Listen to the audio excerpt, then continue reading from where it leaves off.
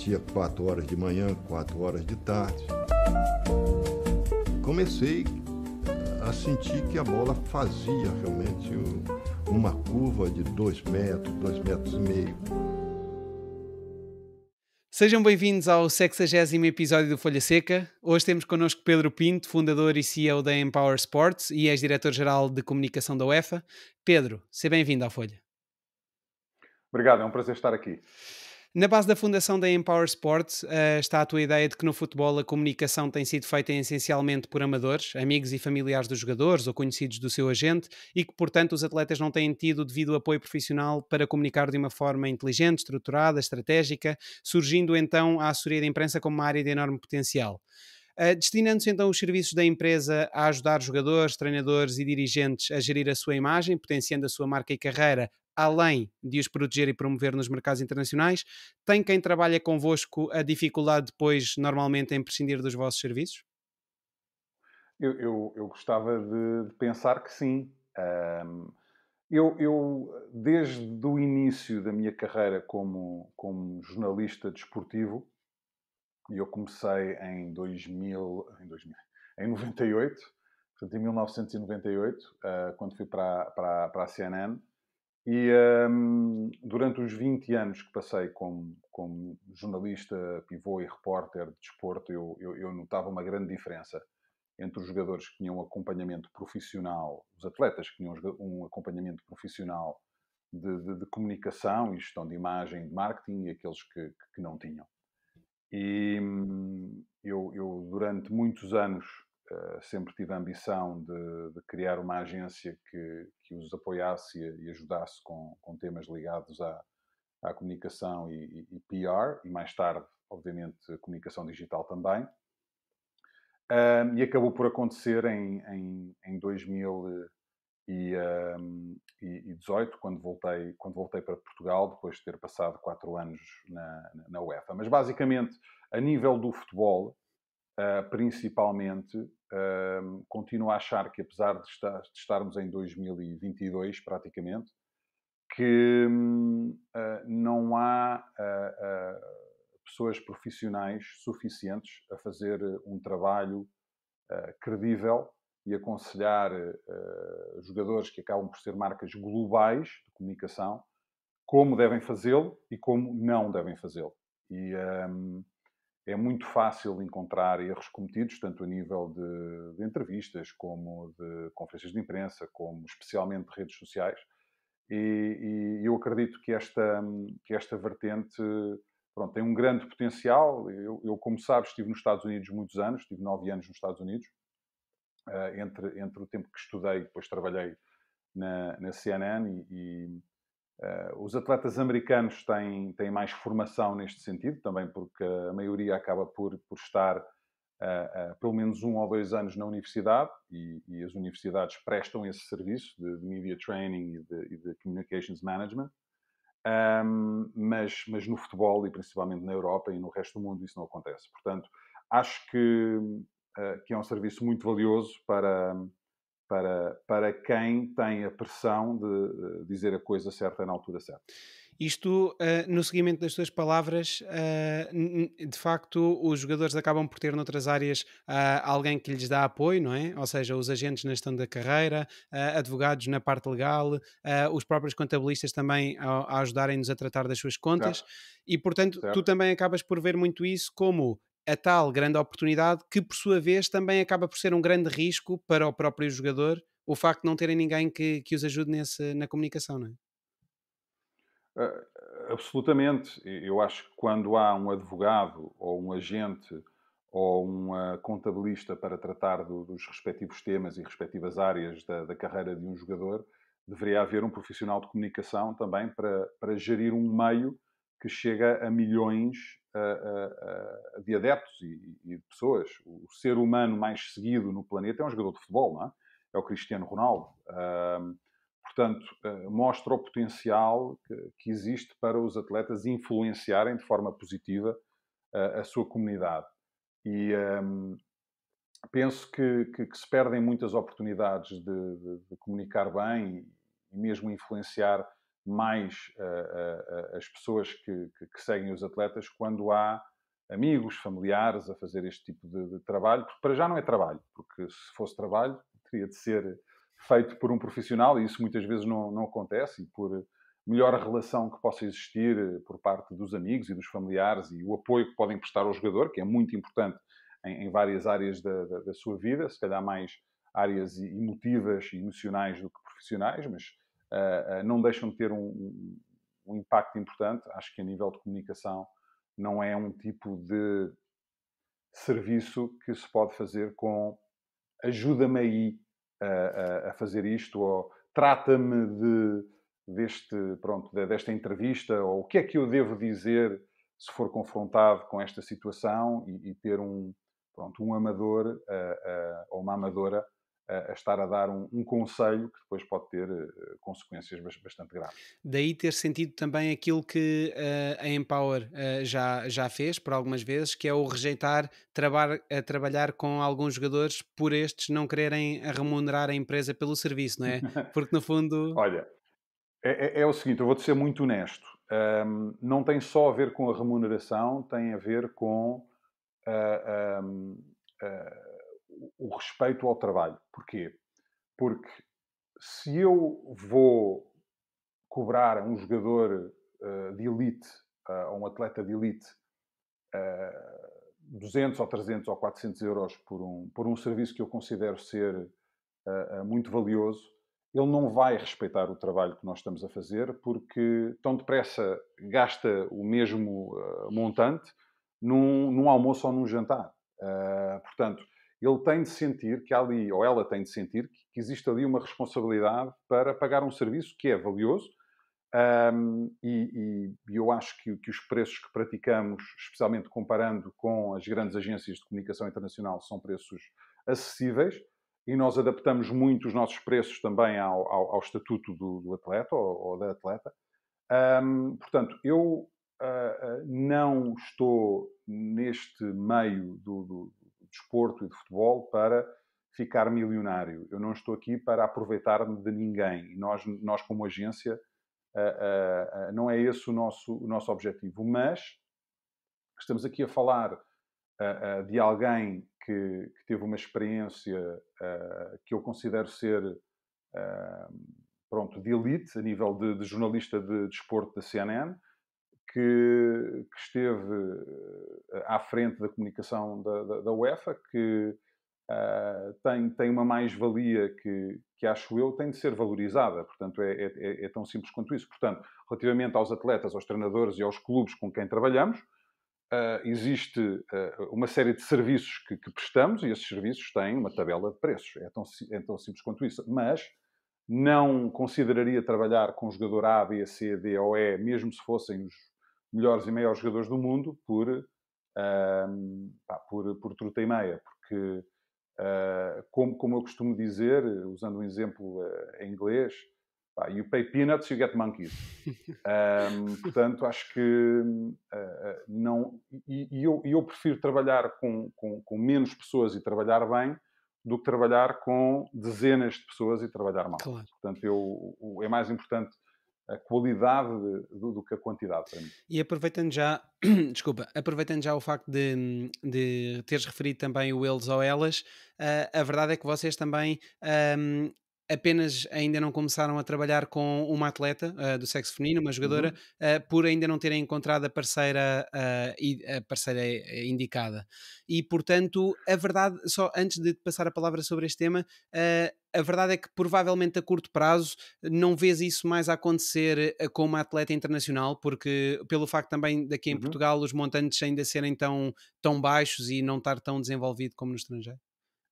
Não, e pode ser por várias modalidades também. Pode ser uma tenista, uma golfista, uma jogadora de vôlei, não sei. Não tem de ser única e exclusivamente no meio do futebol. Mas, mais uma vez, eu acho que nós adaptamos muito a nossa tabela de preço de acordo com a capacidade do atleta ou da atleta. Ainda não aconteceu trabalhar com uma atleta como feminina, mas não quer dizer que isso não venha a acontecer e que não gostaríamos muito de o fazer.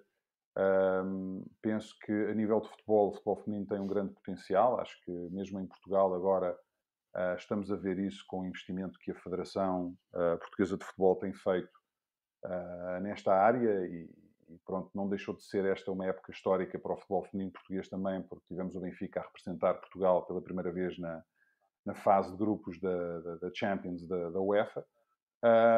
Mas nós estamos completamente abertos a trabalhar com quem quer que seja, seja homem, seja mulher, seja europeu, seja sul-americano, seja africano, seja americano, tanto faz. Quer dizer, o que interessa é haver parceiros que tenham a mesma visão e a mesma ambição que nós temos também. E, entretanto, o trabalho de assessoria de imprensa que fazem em Power Sports passa por tentar encontrar as melhores oportunidades de comunicação para os seus clientes e, no fundo, para fazer isto, acaba por buscar, por entre os melhores meios e os jornalistas que merecem a vossa maior confiança, as melhores oportunidades. Uma vez feito este trabalho, vocês acabam então por preparar e por fazer um trabalho conjunto com o jogador e com o seu agente, ou seja, no caso em que falamos do atleta como cliente, para de uma forma completamente alinhada e mediante a ideia que o representante do jogador também tem para a sua carreira, decidir estrategicamente o melhor tipo de comunicação para mercados específicos. Aquilo que eu te perguntava era quais é que são as principais preocupações que os jogadores em concreto costumam manifestar ao nível desta estratégia de comunicação? Eu acho que até agora a maioria dos clientes que nós angariamos queriam apoio na valorização da carreira e da marca deles.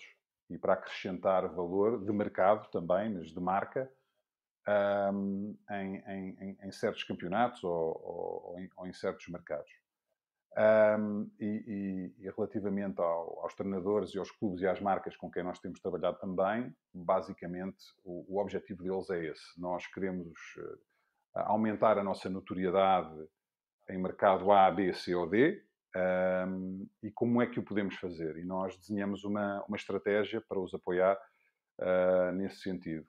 Felizmente, fruto da carreira que eu tive de jornalista e profissional de comunicação, tenho boas relações com alguns dos jornalistas mais influentes no meio do futebol e desporto do planeta, e seja CNN, Forbes, BBCs, marcas, L'Equipes, Builds, Gazeta, seja o que for, nós temos contacto direto com os decisores destes meios e tentamos encontrar as melhores oportunidades com os jornalistas que nos podem também dar segurança que o trabalho que vai ser feito é um trabalho sério e que vai ser focado em factos e não em especulação, o que é muito importante.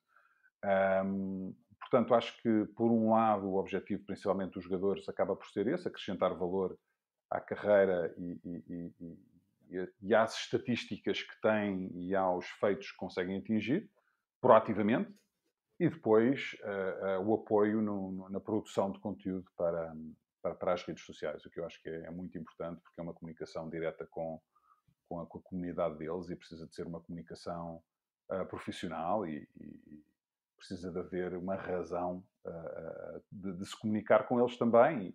E nós não colocamos palavras na boca de ninguém. No trabalho que fazemos é sempre com o jogador a ter um papel preponderante naquilo que quer comunicar. Nós podemos aconselhar certas mensagens em certos momentos, mas tem tudo de partir também, não só da aprovação deles, mas também tem tudo de alinhar com o que se passa no respectivo clube ou seleção ou com o respectivo parceiro comercial. Claro. E a verdade é que, sendo também em Power Sports uma agência de assessoria de comunicação, não é? Dar este tipo de apoio aos desportistas e demais, acaba por ser naturalmente muito importante produzir conteúdo para os seus canais digitais, nomeadamente as redes sociais. E, portanto, tudo isto passa pela criação em conjunto consigo de um conteúdo dinâmico, de forma a aumentar a sua própria base de adeptos, e neste sentido acabas por quanto a ti é importante criar um mix de meios, não é? Ou seja, não apenas digital, não apenas tradicional. No fundo, o ideal é criar aqui sinergias entre ambos e criar e fazer o conteúdo tal de forma a que a estratégia no digital seja acompanhada por uma estratégia no tradicional. E algo importante também referes, eu penso que seja o facto disto te permitir também chegar a vários a tipos diferentes de públicos, não é? Porque o tradicional Certo. permite chegar a pessoas mais influentes e mais executivas, porventura, não é? Sim, e também ir à procura de novos públicos, porque tu, quando comunicas nas redes sociais, estás a falar com pessoas que já te conhecem e que te seguem, não é? Portanto, é um trabalho diferente quando estás a falar para meios de informação, ou de entretenimento, ou de desporto, ou de business. Estás, no fundo, a expor a tua marca, em princípio, a segmentos de público que se calhar não te seguem com tanta atenção que os teus fãs, que os teus adeptos. Exato. Portanto, acho que, por um lado, na assessoria de imprensa, é ir à procura de novos mercados, enquanto que o trabalho efetuado nas redes sociais é muito fomentar uma relação mais próxima com o público que já te segue. E, se possível, criar conteúdo também que seja de entretenimento para ser partilhado e ir aí também à procura de novos seguidores. Acho que tem muito a ver com o alinhar dessas duas estratégias, e a língua em que comunicas também nas tuas redes sociais é importante. É importante que estejas a comunicar na língua do país onde jogas, sem ser a tua língua mãe, não é? E não de uma Bem como forma. na língua do país onde quer jogar, não é? Também, eu acho que, pronto, hoje em dia o inglês é inquestionavelmente a língua que é mais utilizada nas redes sociais. Um, mas, por exemplo, se nós temos um jogador em França, um, se ele se sentir confortável e sem criar mensagens muito complexas, é importante às vezes haver uma frase que seja em francês também, Claro. mesmo que ele seja português e fale em português também, mas porque mostra também uma vontade de se querer aproximar da sua nova comunidade. E eu acho que acaba por poder ser genuína essa comunicação. Porquê? Porque hoje em dia, mesmo que esse jogador não tivesse um acompanhamento profissional e alguém que ajudasse a traduzir certas mensagens, ele podia certamente fazê-lo também com a ajuda de um Google Translate ou de outra plataforma qualquer. Portanto, eu acho que aqui é importante poder-se falar na língua do clube onde se joga, com os adeptos desse clube. Claro, até porque se eu não estou em erro, se calhar é das minhas definições, por exemplo, do Facebook, mas eu penso que não. O Cristiano Ronaldo, por exemplo, comunica em português, se eu não estou em erro. Ele, pelo menos há mensagens que ele, não digo que sejam todas, mas há mensagens que ele faz na sua língua local. Não sei como é que olhas para esse fenómeno também. Hum, Olha, eu não tenho a certeza. Eu teria de estudar os posts do Cristiano pronto, nas plataformas diferentes. Acho muito honestamente que eu conheço o Cristiano desde os 17, 18 anos e pronto, como jogador há pouco a dizer, porque acho que já foi tudo dito. É na verdade um fenómeno. Na comunicação, muito honestamente, acho que, especialmente numa fase mais jovem da carreira dele, acho que ele teve a grande vantagem de estar no Manchester United, que é, pronto, e trabalhar com o Sir Alex Ferguson também, e numa estrutura que lhe deu muito apoio nesse sentido. Mas acho que, especialmente desde que começou a comunicação digital e as redes sociais, e algumas entrevistas que ele dá ou não dá, e algumas parcerias que ele faz ou não faz, eu acho que ele, eu acho que ele, em certas alturas da carreira, poderia ter beneficiado também de ter um serviço mais profissional e menos pessoal no acompanhamento da comunicação dele. É a minha opinião. Não estou a dizer que ele possa, ou não vou estar aqui a falar de erros que possam ter sido cometidos ou não, Acho só que o Cristiano, como a maior marca do planeta, teria um potencial para comunicar ainda mais e melhor. É a minha opinião honesta. E acho que estou com curiosidade para ver as oportunidades que vão surgir depois dele parar de jogar, porque pronto, ele é um ícone não só do desporto, mas como no mundo de lifestyle e entertainment também. E estou como marca, estou com muita curiosidade para ver qual é o rumo que ele vai seguir a seguir a parar de jogar futebol e se quer continuar ligado ao futebol ou não, porque ele, no aspecto de marketing e de parcerias, acho que ele tem todas as portas abertas. Portanto, vai ser interessante ver que caminho é que ele vai seguir. Agora, houve fases, eu acho, que ele podia ter aproveitado para passar mais mensagens, talvez de social responsibility, acho que houve fases da carreira dele em que ele podia ter passado mais mensagens de responsabilidade social e, não sei, inspirar mais as pessoas que o seguem do que o fez. Mas bem, é uma opinião minha. Apesar da consciencialização, em relação à importância de ter uma assessoria de comunicação, no geral, assessoria de imprensa e demais áreas onde vocês providenciam os vossos serviços, apesar dessa consciencialização poder ser superior e que tu gostasses naturalmente que fosse, mas porventura, se fosse hoje o fenómeno Cristiano, se calhar de uma forma mais atempada, se calhar quem gera a sua carreira e quem o rodeia se calhar, estaria mais atento à necessidade de ter este tipo de acompanhamento, não achas? Sim, sim, acho que sim. Acho que a nível desportivo, o Cristiano representou alguns dos maiores clubes do mundo, não é? E ganhou tudo o que havia para ganhar.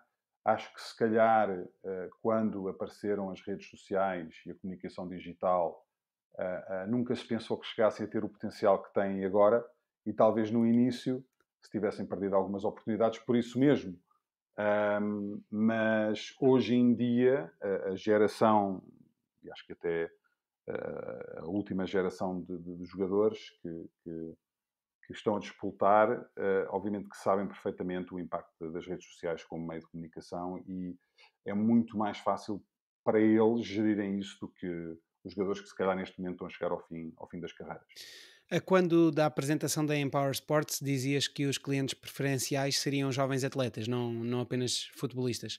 Desde então, como já comentámos, têm rejeitado já trabalhar com alguns clientes.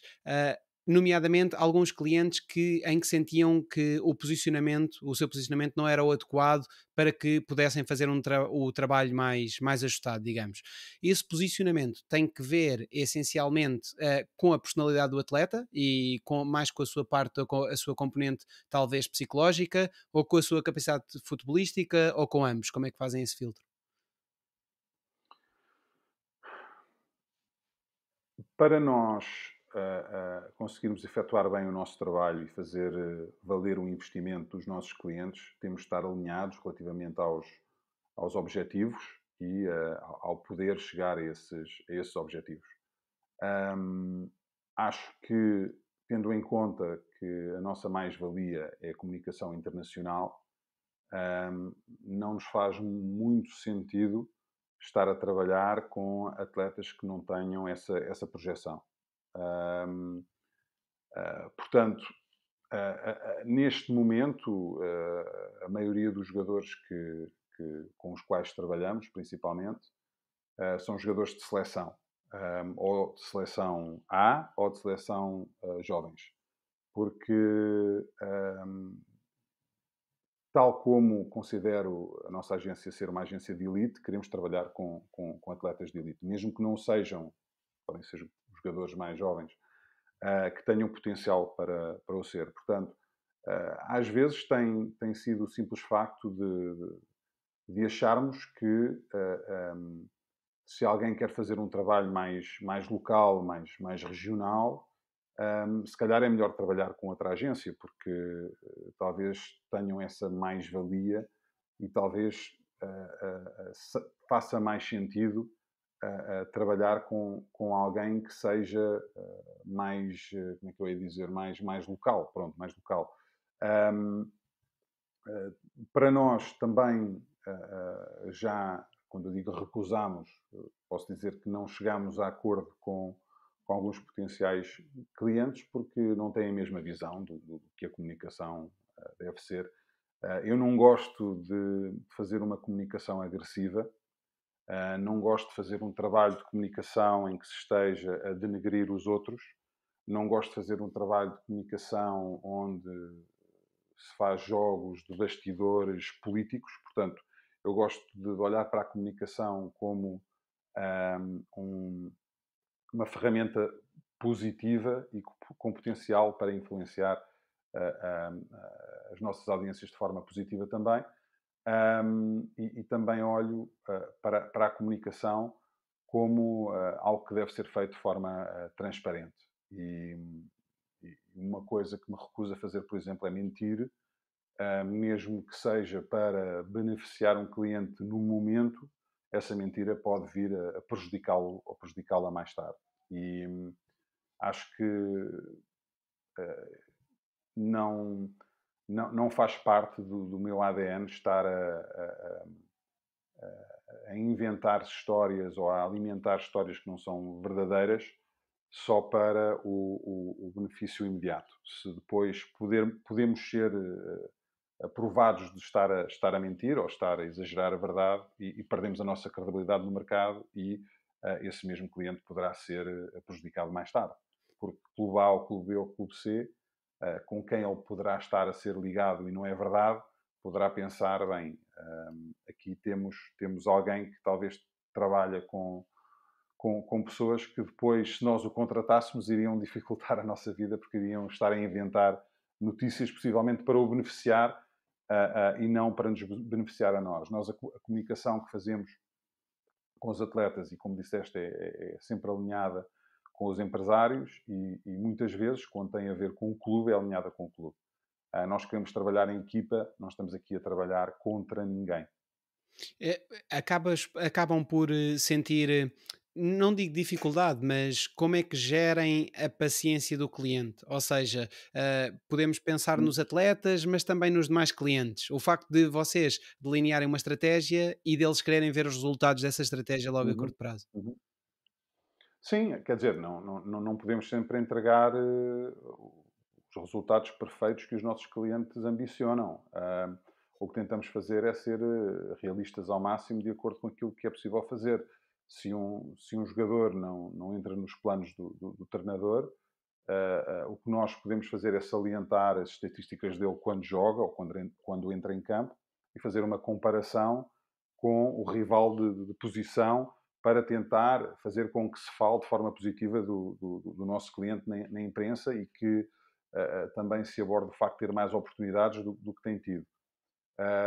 Se um treinador está com maus resultados, podemos ajudar a dar contexto à razão por esses resultados, se pudermos ajudar nesse sentido.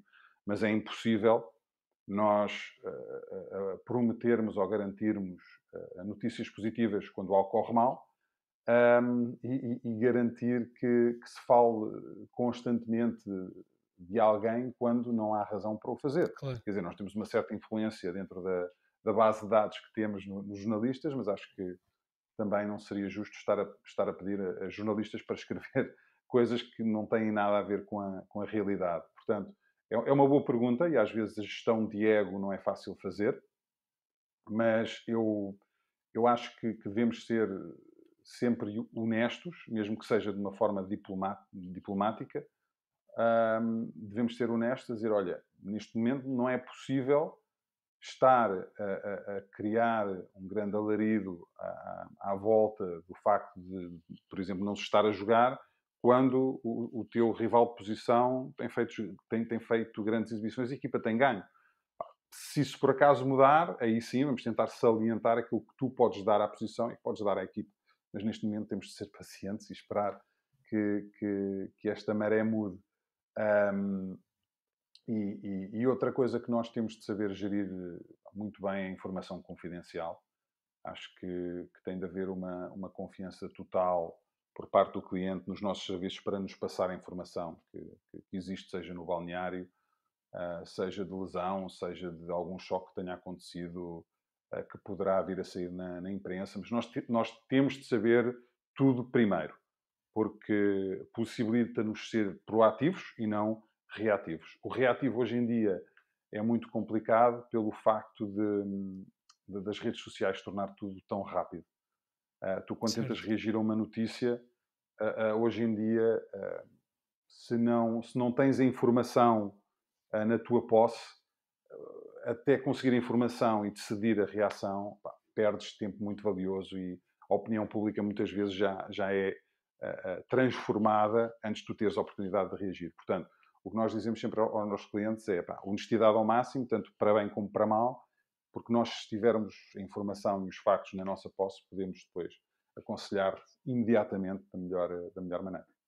Há alguma forma, que formas é que usam para mostrar trabalho em termos práticos? Ou Hum. seja, Uhum. ou seja, esta forma baseia-se apenas numa questão de clipping, de reunir tudo aquilo que sai, é essencialmente isso? Ou também tem algum tipo de outra forma de mostrar ao cliente? Olha, nós já trabalhámos com algumas ferramentas que medem o sentimento, e grandes agências trabalham com esse software. Até agora ainda não estou completamente convencido, porque é sempre difícil monitorizar tudo, especialmente quando se fala em redes sociais e julgar os comentários que as pessoas fazem. É muito difícil depois haver um sentimento realístico relativamente à impressão que se pode ter de uma pessoa ou de um clube.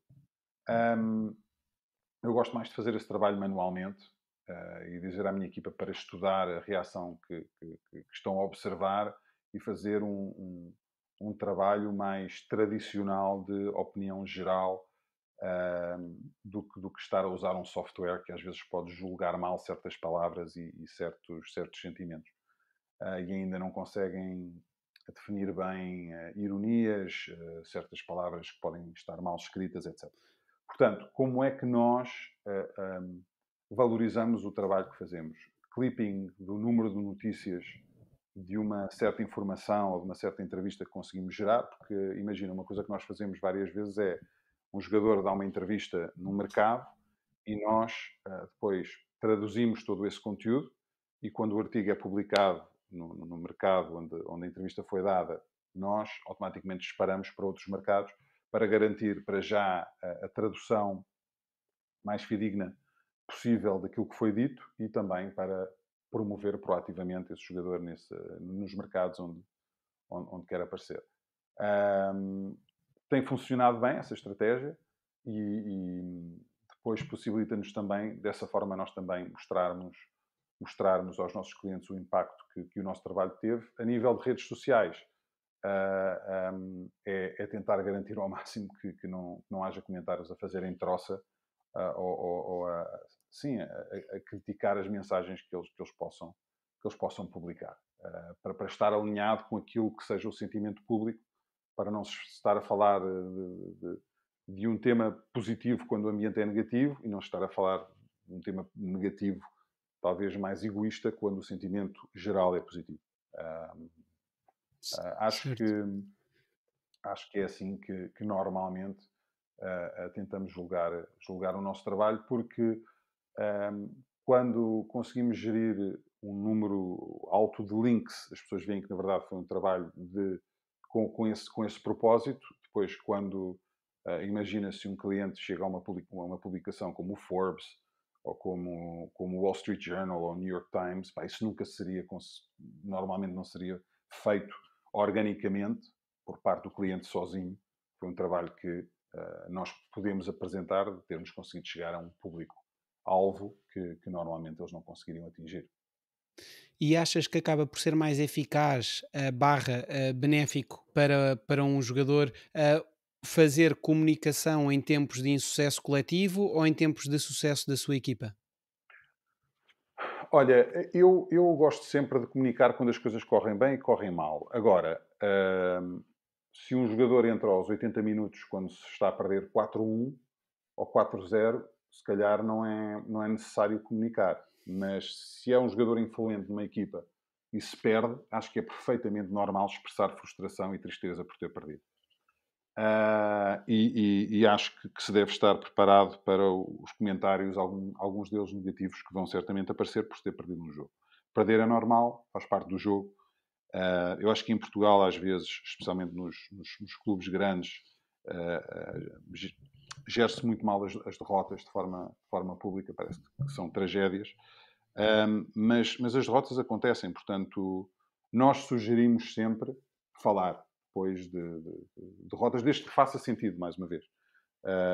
Se a pessoa não teve um papel minimamente importante nesse jogo, pá, deixa passar.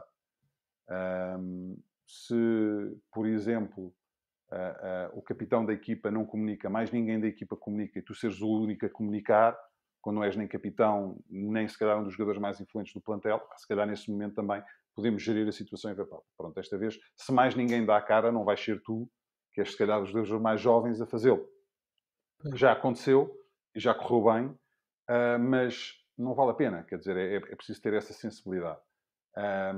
Mas pá, eu digo sempre, falar quando se ganha é fácil, falar quando se perde é que é muito mais difícil, mas acho que muitas vezes nem entrar em justificação porque se perdeu, é simplesmente expressar um sentimento verdadeiro de desapontamento, de frustração, de tristeza por ter perdido. É absolutamente normal e nessas alturas até se pode criar um laço mais forte com os adeptos. Exato, exato.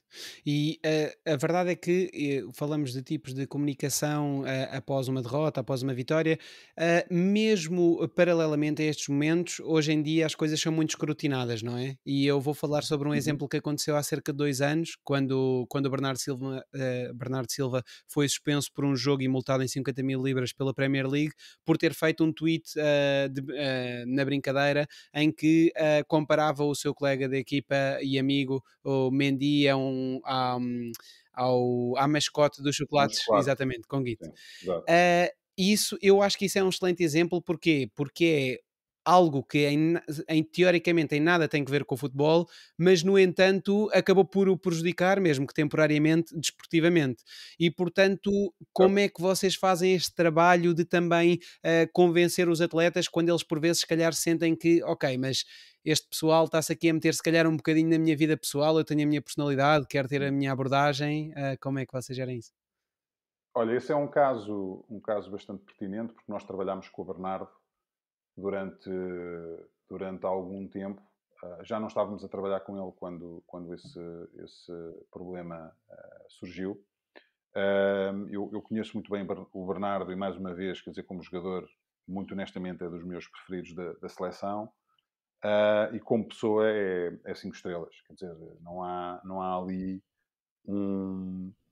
uma célula no corpo dele que seja racista, não é? Porque depois ele acabou por ser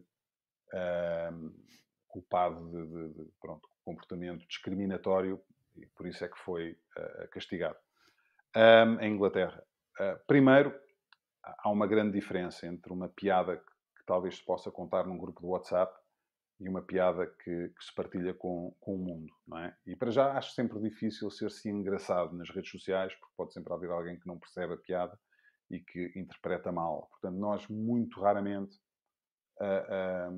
apoiamos piadas, a não ser que sejam mesmo claras, porque não vale a pena. O risco é muito maior do que o benefício que se pode ter.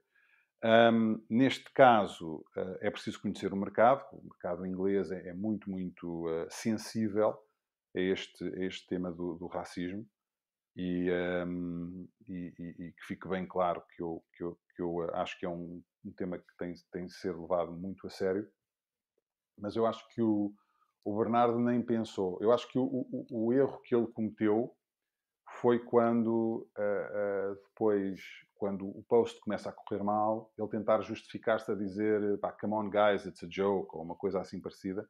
Ele verdadeiramente não percebeu. Ele devia ter pedido desculpa logo, devia ter dito, I'm sorry if I have offended anybody with this post, it was a joke, but I understand why certain people may have been offended and I apologize. Acho que podia ter sido essa a reação.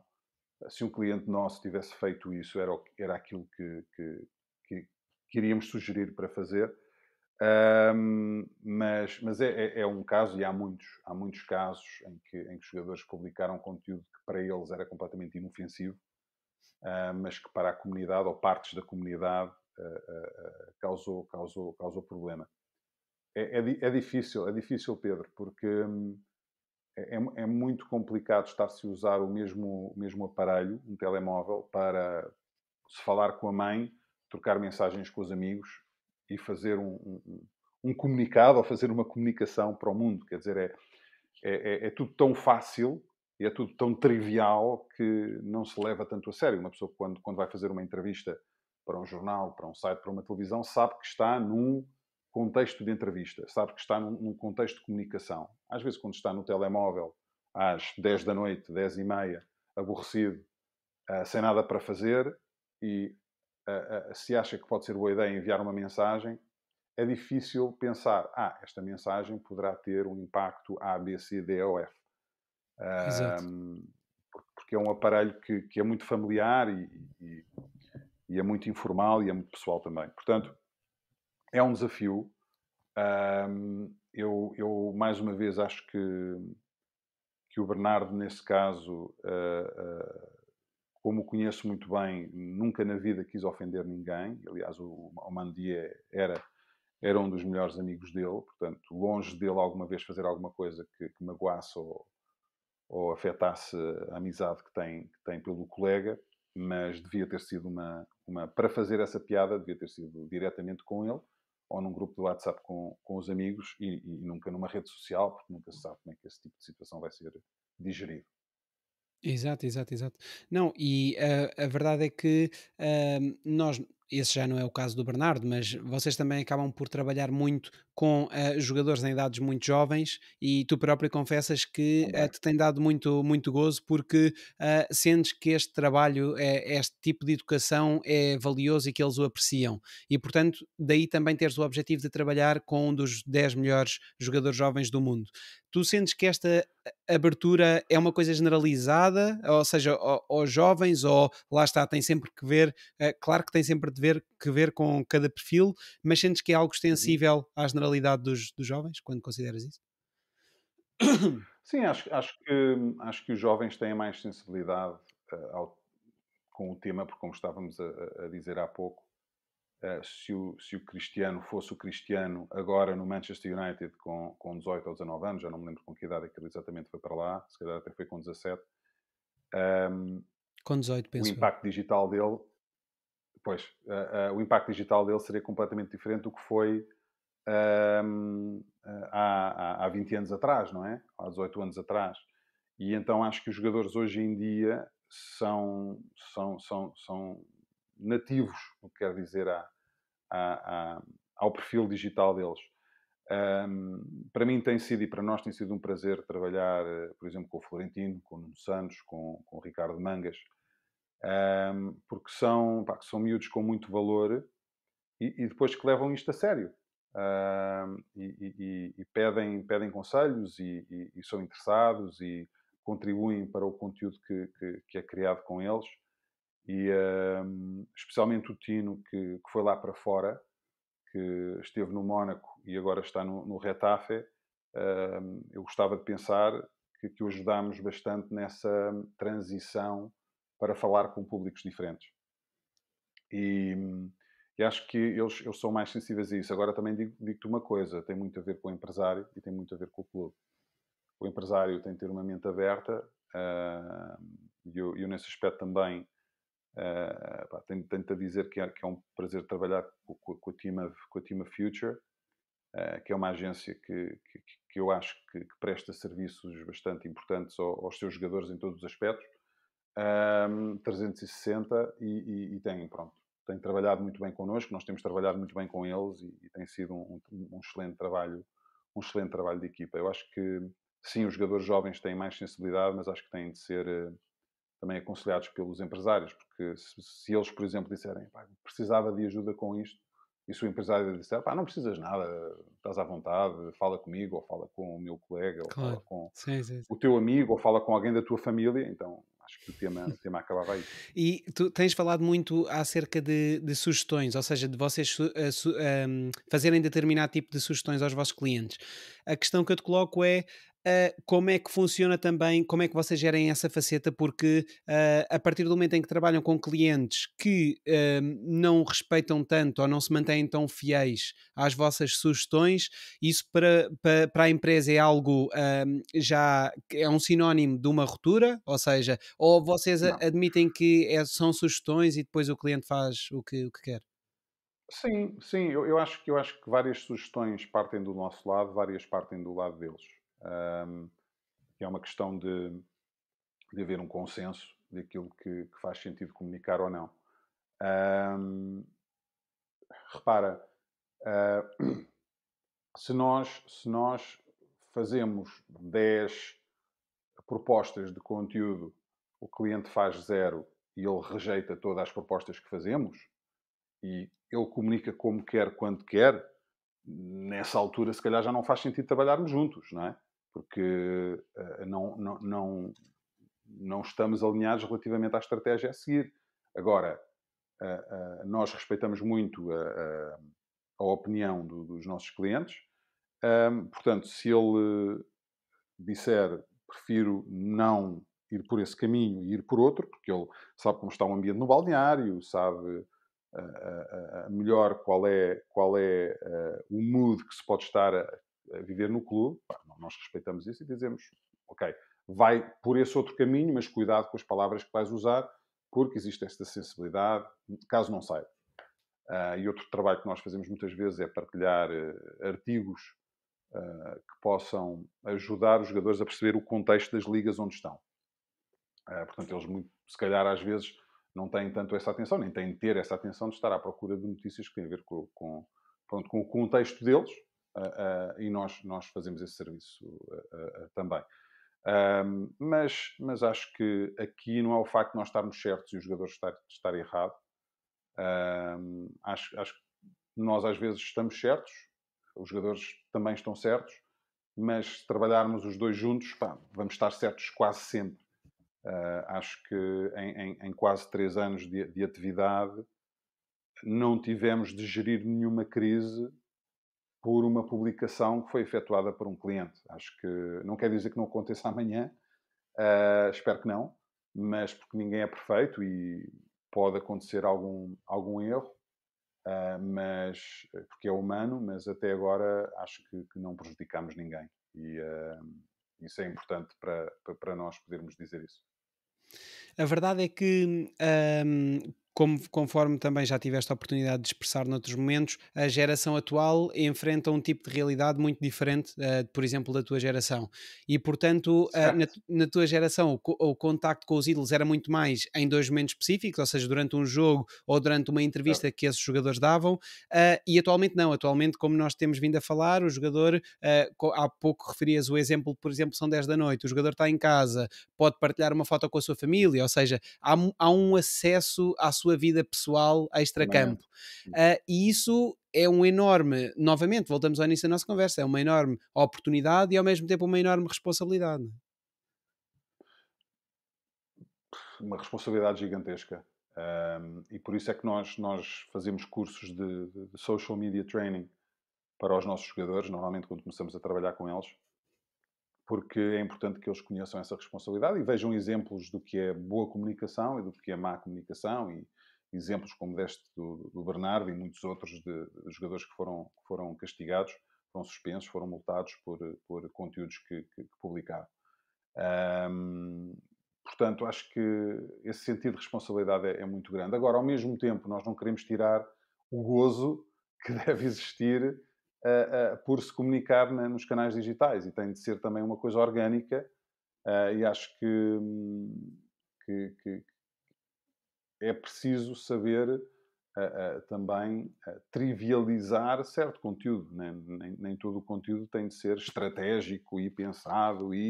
Não, acho que, especialmente antes e depois dos jogos, tem de ser muito baseado em sentimento, e nós às vezes também já fizemos algumas ativações com nossos jogadores de perguntas e respostas, de adeptos e eh, também fazermos nós próprios entrevistas com eles e eles publicarem essas entrevistas nas suas próprias redes para que as pessoas os conheçam melhor, e garantir que as entrevistas, que as perguntas também são todas seguras. Portanto, acho que é um equilíbrio entre entretenimento e informação, e mais uma vez, desde que seja feito de forma responsável, às vezes mais divertida, às vezes mais séria, é o que interessa. Ainda assim, como dizias há pouco, no futebol e no futebol europeu em específico, ainda existe muito amadorismo e pouca consciencialização acerca da mais-valia deste tipo de serviço. Algo que referes que não acontece numa realidade que conheces muito bem, nos Estados Unidos, em que qualquer atleta de elite tem alguém, um profissional, a tomar conta do seu PR. Aquilo que eu te perguntava, inclusivamente na MLS, isso é uma realidade? Tens ideia? Acho que menos na MLS, e tem a ver, eu acho, com o facto de tradicionalmente, por exemplo, eu posso dizer que a NBA tem há muitos anos um curso que é o Rookie Transition Program, onde todos os jogadores que são rookies, portanto que vão para a NBA, que são jogadores de primeiro ano, fazem um curso patrocinado pela própria liga em que dão formação de várias áreas. De contabilidade, de conselho legal, de muitas vezes certas regras da própria liga, do que podem e não podem fazer, e de comunicação e de marketing. E então acho que esse serviço é profissionalizado pelas próprias ligas. Eu acho que é um serviço que deveria ser também oferecido pelas ligas que trabalham com os clubes e com os jogadores, e deveria ser oferecido também pelos clubes. Há clubes que fazem, há clubes que não fazem. Mas principalmente também porque, por duas razões nos Estados Unidos, é que a nível de high school, de liceu, as modalidades já são muito mediáticas. Portanto, um grande jogador, principalmente de basquete, de beisebol, de futebol americano, de hóquei no gelo, que são as 4 principais modalidades nos Estados Unidos, já tem bastante mediatismo local e regional. Portanto, a partir dos 15, 16 anos já começam a ser mais ou menos celebridades na sua comunidade. Portanto, tem um acompanhamento da própria escola e do assessor de imprensa da escola e das equipas da escola que começa a fazer essa formação. E depois, quando se chega à universidade, esse trabalho é intensificado. Eu sabia perfeitamente que não havia qualquer entrevista que era dada sem o aconselhamento, sem haver um briefing preparado pelo assessor de imprensa da universidade, ou da equipa da universidade. No futebol, como tem havido menos mediatismo tradicionalmente no futebol do que as outras modalidades, isso acontece menos, mas começa a haver cada vez mais. Porque culturalmente é normal. No futebol também existe o facto de haver vários jogadores que passam diretamente do liceu para a liga, não passam pela universidade, e não passando pela universidade perdem-se mais oportunidades de trabalhar essa faceta, eu acho. Hum, Sabes que eu tenho a ideia, e não sei se está correto ou não, inclusivamente conheço algumas, mas tenho a ideia que o mercado brasileiro, apesar de tudo, até respeita bastante este tipo de mercado, com algumas empresas na área da assessoria da comunicação. Aproveitando a tua presença Uhum. aqui, não sei se também estás de acordo, se de facto também partilhas dessa opinião. Sim. Sim, acho que vários dos grandes jogadores brasileiros trabalham com agências de comunicação. Acho que fazem um bom trabalho. Acho que, por exemplo, o Neymar iria beneficiar muito de ter um serviço profissional já há várias épocas com ele, porque acho que, mais uma vez, é uma estrutura muito pessoal e muito familiar, e acho que ele sofreu com isso. Mas sei que há muitos outros jogadores que trabalham com agências. Por exemplo, o Vinícius Júnior trabalha com uma agência e faz um excelente trabalho com ele. E tem-se visto a forma como ele tem amadurecido, tanto dentro como fora de campo. E acho que tem beneficiado muito com isso. Mas eu acho que o mercado brasileiro também é um bocadinho, não quero estar a dizer que é como o americano, mas tem algumas parecências com o mercado americano na forma como é um país tão grande e há tanta imprensa local e regional que os jogadores começam a ter mais mediatismo mais cedo e têm mais acompanhamento também nesse sentido. E é um mercado de marketing muito evoluído e presta-se muita atenção a essa faceta dos jogadores. Concordo contigo que o mercado brasileiro no futebol é uma referência, o mercado inglês cada vez mais, porque obviamente que a Premier League é a liga mais mediática do planeta e sei que há jogadores que cada vez mais têm necessidade de ter um acompanhamento e acho, muito honestamente, acho que ficam a ganhar com isso, porque eles tantas vezes já têm tanta responsabilidade de agir de forma praticamente perfeita dentro de campo que quantas mais valias estiverem fora dele, mais fácil a sua vida se torna. Agora volto a dizer uma coisa que para mim é importante. O jogador tem de colaborar. O jogador tem de estar presente na sua comunicação. Não é um facto de ter alguém que comunica por ele. Não. É um trabalho de equipa e o jogador tem de sempre a estar presente nesse processo e as palavras têm de ser sempre dele, senão não faz sentido. Isso de facto, isso que referias de começarem muito cedo também no Brasil é verdade, porque pegando no mesmo exemplo do Neymar, o Neymar desde que tem no máximo 13 anos, mas provavelmente na sua região menos ainda, que já era badaladíssimo, não é? Logo aí também justifica logo este tipo de acompanhamento. Mas e sentes que acabas por ter uma grande rede de contactos, naturalmente, pelo trabalho que tens vindo a desenvolver ao longo dos anos. Ainda assim, tens sentido bastantes dificuldades na captação de clientes ou nada que te surpreenda por aí além? Eu não sei se usaria a palavra dificuldade. Creio que é uma área de mercado que ainda está pouco explorada. Creio que é uma área de mercado, especialmente a nível dos jogadores, onde eles estão pouco habituados a investir para ter este serviço. Portanto, nós também, como te disse, prezamos a qualidade e não a quantidade. Portanto, especialmente na área dos jogadores, não temos agressivamente procurado mais clientes, muito honestamente. Agora, o negócio tem crescido mais na área dos clubes e das federações e das marcas. O que também é muito interessante para nós, porque obviamente que é um trabalho mais estratégico para promover um clube fora do seu mercado mãe, do seu mercado local. E aí sim temos tido várias conversas com clubes e estamos a crescer nesta área. E se eu gostaria de ter mais clientes, eu acho que em 2 anos e meio temos crescido de uma forma sustentável e responsável. Porque para crescer muito mais, teria também de investir para ter muitos mais recursos. E eu não contrato qualquer um ou qualquer uma e sentiria mais pressão do que aquilo que tenho agora. Eu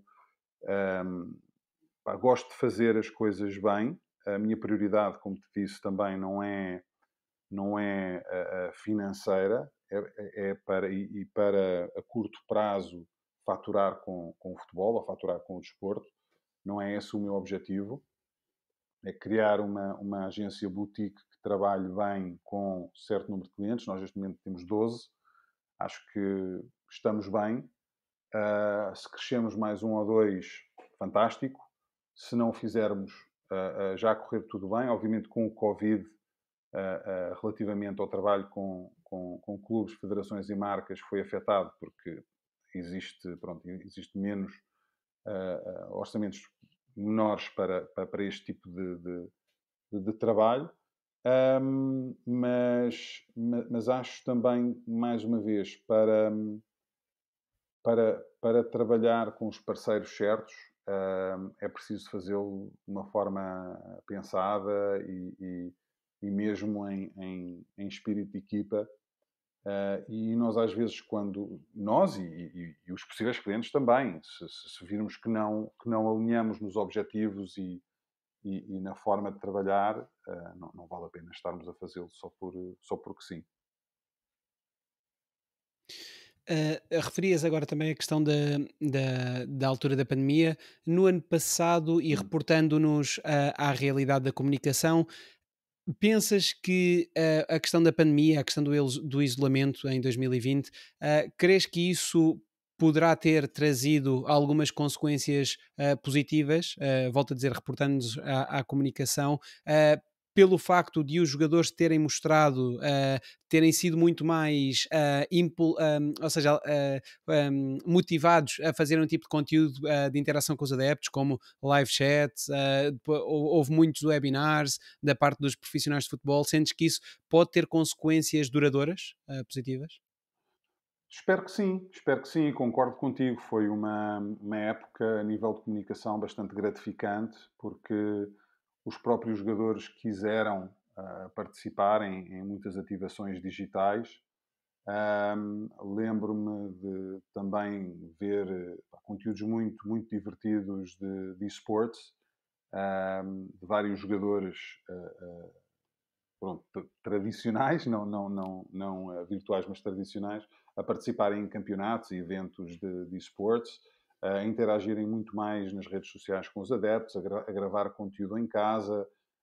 Um, Na verdade, foi uma época bastante rica a nível de conteúdo digital. Nós tivemos a oportunidade também de oferecer mais entrevistas com os nossos jogadores, porque eles estavam muito mais disponíveis e os próprios clubes estavam à vontade com isso, porque não havia aquela pressão de terem um jogo 3 em 3 dias ou 4 em 4 dias. Na verdade, nesse sentido, foi muito interessante. E acho que sim, porque eles, de repente, desmistificaram um bocadinho o contacto direto com os adeptos. E como viram mais pessoas na sua comunidade a fazê-lo, também se sentiram mais à vontade. E desmistificou também a nível dos clubes. Eu acho que abriram um bocadinho mais as portas aos jogadores fazerem mais conteúdos. E, e acho que, nesse sentido, é muito mais fácil trabalhar com clubes estrangeiros do que com clubes portugueses ainda.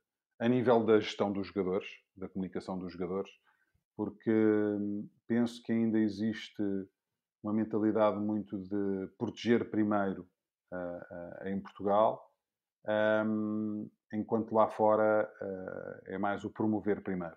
Eu acho que o trabalho de comunicação tem tudo a ver com a proteção e a promoção, mas tem de haver um equilíbrio, não se pode estar sempre a proteger, senão não se faz nada, não é? A coisa mais fácil para fazer na comunicação é nada. Se a pessoa não fizer nada, não há risco absolutamente nenhum. Mas pá, para mim é um absurdo tradicionalmente ver os clubes portugueses a não deixarem os jogadores falar, a não deixar os jogadores dar entrevistas, porque têm medo que eles, se calhar, podem dizer alguma coisa que não devem. Se fizerem formação com eles, se fizerem um briefing com eles, se lhes derem confiança em vez de passar medo, pá, essas coisas todas são importantíssimas para o jogador depois entregar um, aquilo que se espera. Agora, obviamente que nem todos os jogadores sabem falar bem, nem todos os jogadores vão ser comunicadores natos. Se calhar esses devem falar um bocadinho menos, mas dentro da equipa há certamente aqueles que têm jeito para o fazer e têm vontade de o fazer e depois podem ser embaixadores do clube e podem acrescentar valor não só às suas próprias carreiras, como também valor à marca do clube. E, E com alguns clubes, por exemplo, com a Udinese em Itália, é um trabalho que nós temos feito muito e bem, acho eu, é promover certos jogadores que eles têm em mercados onde eles podem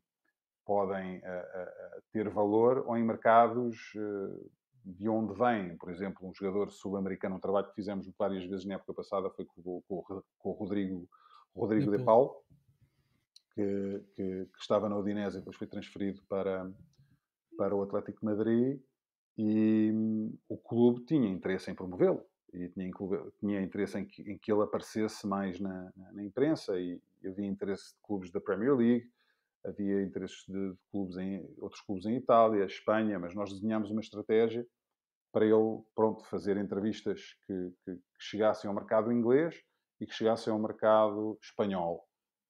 Muitas vezes utilizando o próprio mercado sul-americano, porque tem a mesma língua, obviamente, que o espanhol. Portanto, se eu falar para um meio argentino, como o fez, acaba por depois ter um impacto em Espanha, especialmente se nós, juntamente com o clube, passarmos certas ideias de mensagens que o podem ajudar. Portanto, acho que, acho que os clubes têm um papel importante aqui, também muito importante, na habilidade e na capacidade dos jogadores comunicarem bem, porque têm de lhes dar e passar confiança em vez de receio.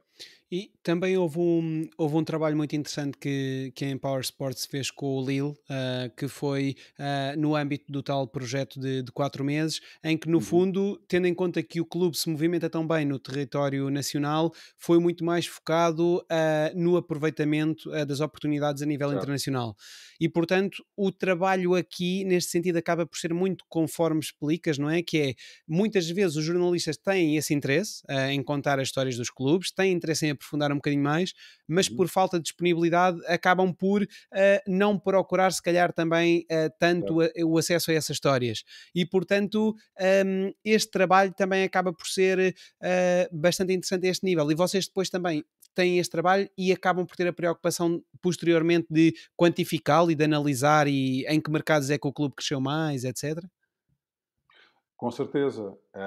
E mesmo analisando os seguidores que os clubes podem ter ganho nesses respectivos mercados.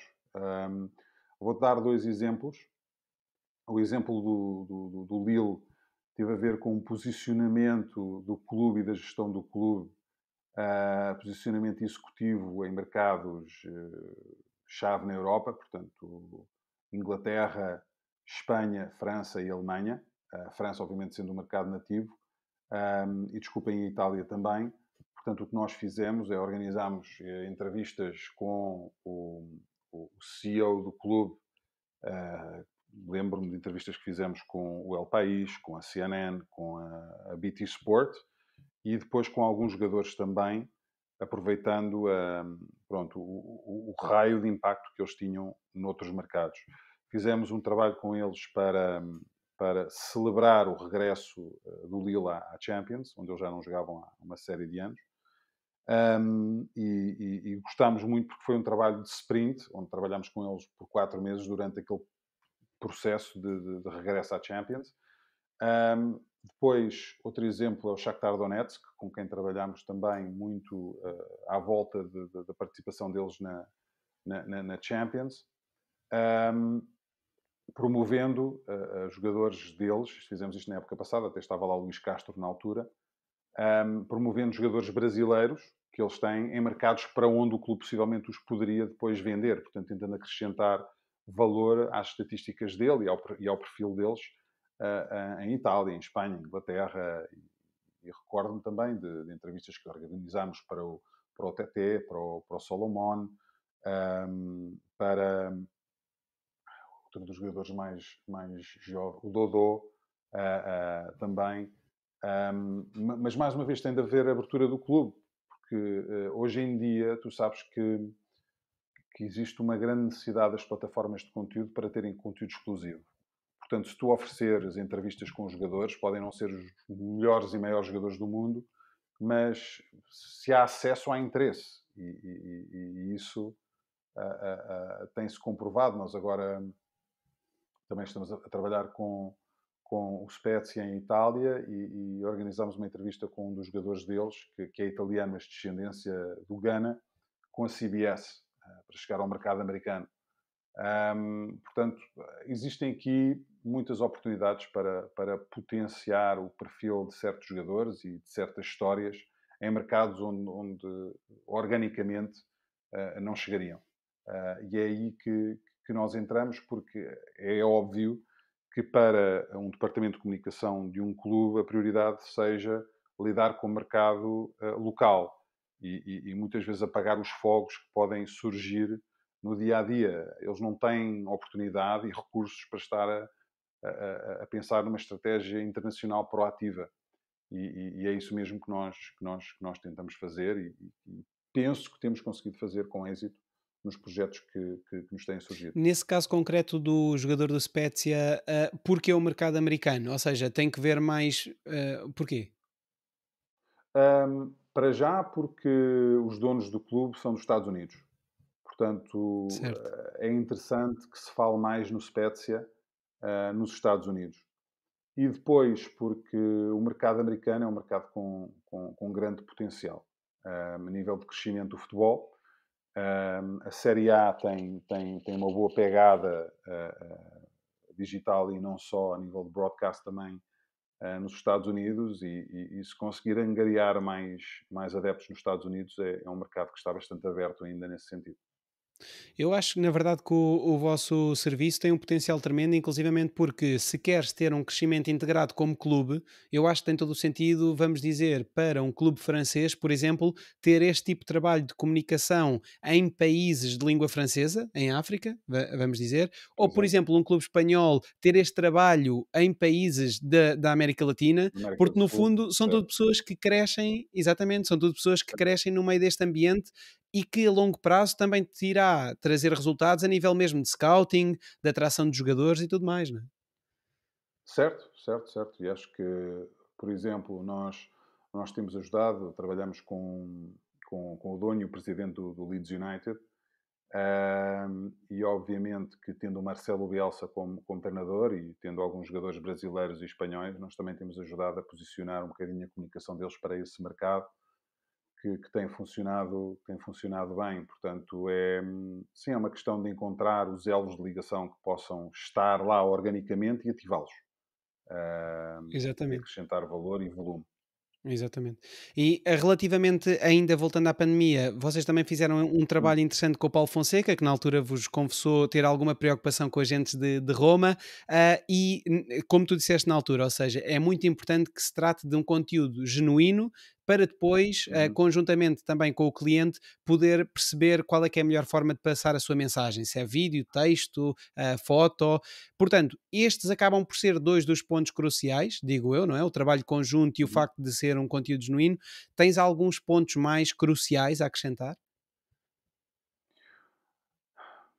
Olha, um ponto crucial, eu acho mesmo, mais no trabalho que fazemos com jogadores e treinadores, é a capacidade de passar informação off the record, para posicionar notícias e passar a verdade, quando a verdade poderá não estar na praça pública. Ahm, por exemplo, falando do Paulo Fonseca, o projeto Roma foi um projeto que teve vários desafios, não só pelo facto do clube, nessa altura, estar a passar por um momento de venda e compra, de ter passado por um período sem diretor desportivo. Portanto, esportivamente e financeiramente, foi uma altura conturbada para o clube, o que obviamente afetou o trabalho do treinador. E sendo um treinador estrangeiro e português na Série A, era importante nós tentarmos acrescentar o máximo de valor ao trabalho que o Paulo estava a fazer, porque proativamente ninguém iria fazê-lo. O clube estava um bocadinho preocupado com outros temas. A imprensa de Roma é muito dura, e quando os resultados ficavam aquém das expectativas, que muitas vezes não são realísticas, era preciso fazer um trabalho de contexto e acrescentar valor ao trabalho que ele estava a fazer, dentro das dificuldades que tinha, de lesões, porque não pôde contar com o Zaniolo durante praticamente o tempo todo que esteve lá, as duas épocas. O rapaz esteve quase sempre lesionado. E mesmo desta instabilidade que se vivia à volta do clube. E pronto, tentámos passar mesmo não só em Itália, mas noutros mercados, o valor do trabalho dele. Tenho a certeza que o Paulo, mais cedo ou mais tarde, vai voltar a um grande clube. Penso que o estilo de futebol dele se adapta e integra muito bem numa equipa grande. Portanto, vai ser interessante ver onde é que poderá surgir a próxima oportunidade do Paulo. mas é importantíssimo um treinador ou um jogador ter alguém de confiança que passe informação sem ele ter de sujar as mãos com isso. E quando digo sujar as mãos, não é o próprio treinador ou o próprio jogador que tem de estar a ligar à imprensa a dizer: olha, isto por acaso é mentira, o que se passa Claro. é, na verdade, esta outra situação. E acho que, nesse sentido, o nosso trabalho também tem bastante valor e, mais uma vez, é importantíssimo ter acesso à informação. E depois validar tudo com o cliente, porque não é estar a passar informação em off se o cliente não sabe. Não, E é importante fazer essa distinção. sem dúvida. E nós falámos já de jogadores, treinadores, de clubes, também poderíamos falar de ligas. Tu consideras, e bem, quanto a mim, que a Liga Portuguesa tem um grande potencial porque acaba por ter um posicionamento muito interessante ao ser uma liga que revela muitos jogadores locais e não só locais, jogadores que passam pela Liga Portuguesa e que, portanto, é essa a sua montra para o mundo do futebol, já temos inúmeros Uhum, exemplos uhum, disso, e que, uhum. portanto, acreditas que se houvesse uma comunicação conjunta dos clubes, uma voz proativa, estratégica e inovadora, Sim. todos ganhariam com isso. Tenho uma coisa. Acho que sim. Força, Acho que a força, Pedro. centralização dos direitos da liga e uma liga com mais poder só seria benéfico para todos. Mesmo para a imagem que tem lá fora. E acho que, nesse sentido, a liga tem muito trabalho para fazer lá fora, proativamente, para acrescentar valor ao produto e especialmente a todas as grandes estrelas que já passaram por cá e aquelas que estão cá neste momento e as que vão chegar. Portanto, acho que é um trabalho que a Liga terá de fazer, certamente. Já alguma vez apresentaste algum tipo de plano comunicacional de médio e longo prazo à Liga ou não? Já falei há tempos com o Pedro Proença sobre isso, ahm, mas, mas vamos ver se surge alguma oportunidade concreta. Isto não era para ser um Acho furo, não que era para ser um furo, é puramente interesse. não, acho que a Liga tem imenso potencial e se alguma vez quisessem trabalhar essa vertente, não conheço uma melhor agência para o fazer. O que não significa que a questão fique por aí, porque também há a questão da centralização dos direitos televisivos. Eu acho que isto é relevante, Sim. porque quando trabalhavas na Sport TV, fazia-te muita confusão o facto de Hum, quereres aceder a conteúdo exclusivo, a entrevistas exclusivas, e mesmo estando a trabalhar no canal certo, que tinha adquirido detentor dos direitos da Liga, certo, isso não era certo, possível. certo, certo. Mas a Sim, verdade é não que fazia sentido. mas já foi aprovado o decreto-lei que determina a comercialização centralizada dos direitos da primeira e segunda liga, a implementar até 28-29. Portanto, achas que isso também vai Vamos ser ver. fundamental para esta Acho. credibilização, não é? Acho que sim, acho que sim. E mais uma vez, e agora a Sport TV tem uma magazine da Liga, que produz e que tem algum acesso a alguns clubes, não digo que tenha a todos, mas acho que a centralização vai ser importante porque pá, é strengthening numbers, não é? Eu acredito muito que juntos somos todos mais fortes, portanto, se todos estiverem a remar para o mesmo lado, vão andar com certeza muito mais rapidamente. E está aí o segredo do sucesso da Premier League, foi a grande primeira liga a centralizar os direitos e primeiro a dar o conteúdo a várias regiões do mundo onde podia não existir qualquer interesse, mas criaram esse interesse e criaram essa necessidade que depois vieram a rentabilizar mais tarde. Acho que sim, acho que é muito importante haver a centralização porque depois, se todos estiverem a jogar com as mesmas regras e forem obrigados todos a dar acesso aos, a dar acesso à imprensa, aos seus jogadores e aos seus ativos e a contar mais as suas histórias, em vez de fazer cada um à sua maneira, com mais ou menos impacto, acho que têm todos a ganhar. Essa é a minha visão para o futuro da Liga Portuguesa, é claramente estarem todos no mesmo barco. E em termos de show business, que é assim que nos Estados Unidos se olha para o desporto, Certo, algo certo. que já há muitos anos lá se faz, não é? Que é como referes, que é o entrarem nos Uhum, balneários, terem conteúdo muito exclusivo, uhum, muito próprio. uhum, Isto uhum. aplica-se aqui um bocadinho aquele provérbio português, não é? Que é em terra de cegos quem tem olho é rei. Ou seja, a primeira liga europeia a entrar neste tipo de conteúdo muito mais entre aspas, premium, de muito maior acesso e live, não é? Vai ter aqui uma grande vantagem competitiva em relação aos demais, digo eu, não é? Vai completamente. E repara, outra curiosidade nestas negociações que irão certamente acontecer é que, por exemplo, os grandes clubes têm todos os seus próprios canais. E ao dar acesso a um host broadcaster a conteúdos exclusivos que poderiam ser deles, eles vão estar a perder também. Mas eles vão ter, é o que eu digo, vai ter de haver aqui uma situação onde todos vão ter de colocar os prós e os contras na balança e depois chegar a um consenso onde vai haver certamente algum compromise, mas vai ser para o bem a longo prazo do produto e do clube. E acho que se pensar 5 anos à frente, em vez de 5 dias à frente, as decisões seriam tomadas de outra maneira e espero que isso aconteça, porque quanto mais acesso dás, mais o adepto se sente perto do teu ADN, que é no fundo aquilo que depois vais querer monetizar mais tarde.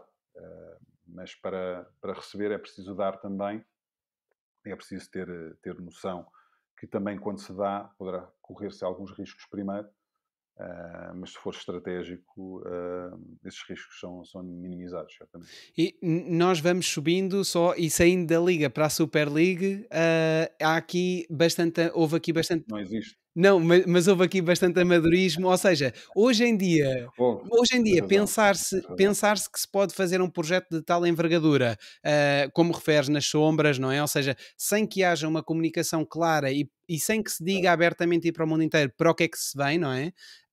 No fundo, isto acaba também por haver Foi um aqui um desastre. ensinamento que.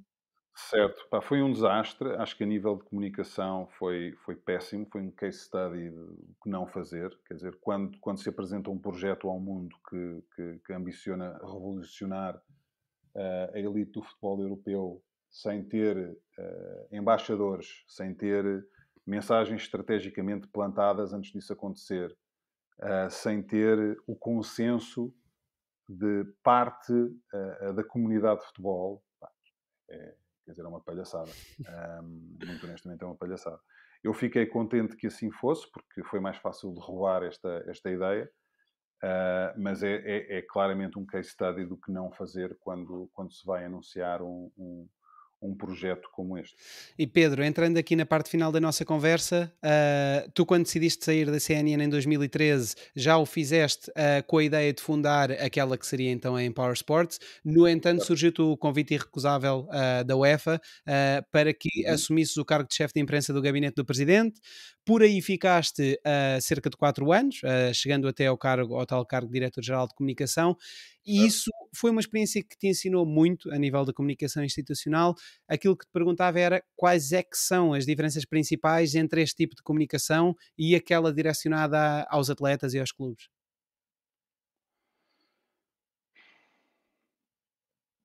A essência é a mesma.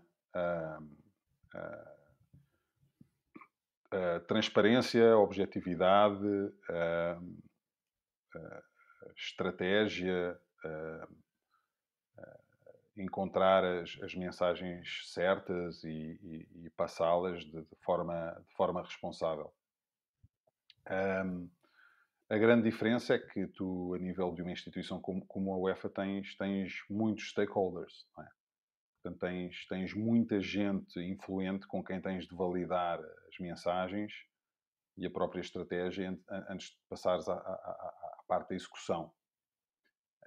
Um, e como organismo e como instituição, o peso das mensagens que a UEFA passa tem de ser uma linguagem também completamente diferente, não é? do que seria quando se trabalha com um atleta. Portanto, são duas grandes diferenças. E sim, acho que grande parte do que aprendi relativamente à forma de comunicar e estar do outro lado do tabuleiro, em vez de ser jornalista à procura de informação, a ser comunicador e a saber passar essa informação da melhor forma possível. Aprendi mesmo muito na UEFA. Foi um cargo onde passei por vários momentos também de stress, não só por tudo aquilo que aconteceu, especialmente na FIFA, como afetou a UEFA, mas a nível de temas de financial fair play, de terrorismo, de gestão de várias crises. Aprendi imenso e foi uma experiência, assim, foi uma experiência muito importante no meu trajeto, certamente. E a nível de objetivos, já falámos da questão do trabalhar com um dos 10 melhores jovens. Também tens um objetivo de trabalhar diretamente um Mundial ou um Europeu, nomeadamente o Mundial 2030, caso Portugal e Espanha ganhem a candidatura conjunta? Certamente, certamente. Eu tenho uma excelente relação com a Federação Portuguesa de Futebol. Respeito muito o trabalho que o Fernando Gomes e o Tiago Craveiro têm feito. Acho que o investimento que têm feito principalmente nas várias áreas do futebol é muito, muito valioso, e vamos ver com certeza os frutos nos próximos anos. Já vencemos competições que nunca na vida, se calhar, pensávamos que seria possível vencer. Penso que na área de futebol feminino também o investimento vai ser rentabilizado. Gostava de trabalhar num projeto como esse, sim. Gostava. Vamos ver se acontece ou não. Vamos ver quais são os timings dessa proposta, a nível de ganhar o direito de receber e organizar um Mundial. Eu, no Euro 2004, era jornalista, por acaso estava cá nessa altura a trabalhar na Sport TV. Penso que Portugal... Penso não, sei que Portugal iria, com certeza, organizar um evento fantástico, em conjunto com a Espanha. Nós até temos melhores infraestruturas que Espanha. Temos, eu acho, uma capacidade mais sofisticada para preparar eventos internacionais do que Espanha. Muito fruto também da nossa mentalidade de olhar, às vezes, mais para fora do que para dentro. E temos mais capacidade para falar línguas e para interagir com outros povos e outras culturas, mais do que até Espanha. Mas acho que somos parceiros muito fortes. E espero que Portugal ganhe o direito de organizar esse Mundial. E se quiserem contar connosco, ficaríamos muito, muito satisfeitos, certamente, de fazer parte desse projeto. Portanto, já temos aqui o CV da Empower para a Liga, o CV para a Federação, e, e no caso e não falámos dos esportes, porque na verdade eu acho que isso também traduz muito bem o espírito com que tu encaras a agência, que é, só não entraste ainda nos esportes, que é algo que prevês que a partir da segunda metade de 2022 possa vir a acontecer, por ainda não teres ninguém na estrutura com o know-how necessário para levar com profissionalismo essa vertente. Sim, eu acho que é questão um bocadinho da galinha e do ovo. Acho que faz sentido investir num recurso de esportes até ter um cliente de esportes, ou faz sentido a ter um cliente de esportes primeiro e depois investir no recurso? Não sei, mas é uma área de expansão para 2022, certamente. É um mercado gigantesco, tem um impacto global e penso também que é muito amadora a forma como é gerida a comunicação, e eu tenho pessoas que conheço bem que trabalham nesse meio, e gostava também de ter essa experiência. Acho que podia ser muito interessante mesmo. Algo que também é muito relevante é que tu fazes questão de passar aos jogadores realmente a sua força, não é? Social. É porque isso acho que foi algo que viemos a referir várias vezes ao longo da conversa, e acho que é relevante também referir essa questão. Sim, eles são influenciadores tremendos. Acho que se puderem passar mensagens de solidariedade contra a discriminação, e não estou aqui a falar de temas políticos, porque isso é sempre bastante sensível, mas acho que dentro dos valores humanos de mensagens positivas que se podem passar, acho que os jogadores têm acho até uma obrigação de o fazer, porque são seguidos por tanta gente e são tão influentes, que qualquer coisa que eles possam comunicar certamente tem mais impacto do que qualquer um de nós. Portanto, eu tento sensibilizar os nossos clientes para esse tema, e acho mesmo que aqueles que não são nossos clientes deviam sentir a responsabilidade e o desejo de serem uma influência positiva, não só no mundo do desporto, mas na vida diária das pessoas que os idolatram. Para terminar, Pedro, que livro, filme, documentário e série gostarias de recomendar a quem nos ouve ou vê sobre futebol ou gestão desportiva? Olha, eu gostei muito do filme produzido pela La Liga, que é Os Seis Sonhos, Six Dreams, que segue uma época de alguns jogadores, diretores desportivos, donos ou presidentes de clube, treinadores. Gostei muito, muito dessa série, achei excelente. O All or Nothing da Amazon também gostei muito do Leeds United, e permitiu-me aprender bastante sobre o clube antes de começar a trabalhar com eles. São duas recomendações. O documentário sobre o Maradona, que foi lançado há 1 ou 2 anos atrás, sobre o tempo que ele esteve em Nápoles, principalmente, mas sobre a sua carreira também adorei. Ainda não vi a nova série. Não é de ficção, mas é biográfica, mas é com atores, ainda não vi. Eu gostei muito desses conteúdos.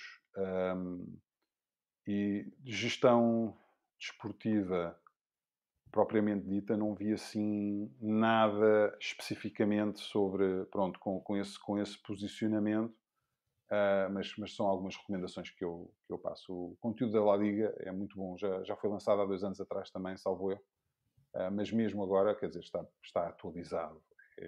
É um conteúdo que eu aconselho ver, acho que está na Amazon Prime também. Pedro, uma vez mais, muito obrigado pela tua presença aqui no Folha. Nada, foi um prazer. Tchau. A todos aqueles que nos veem ou ouvem, já sabem que podem sempre seguir o Folha nas redes sociais e também acompanhar subscrevendo o canal. Um grande abraço a todos.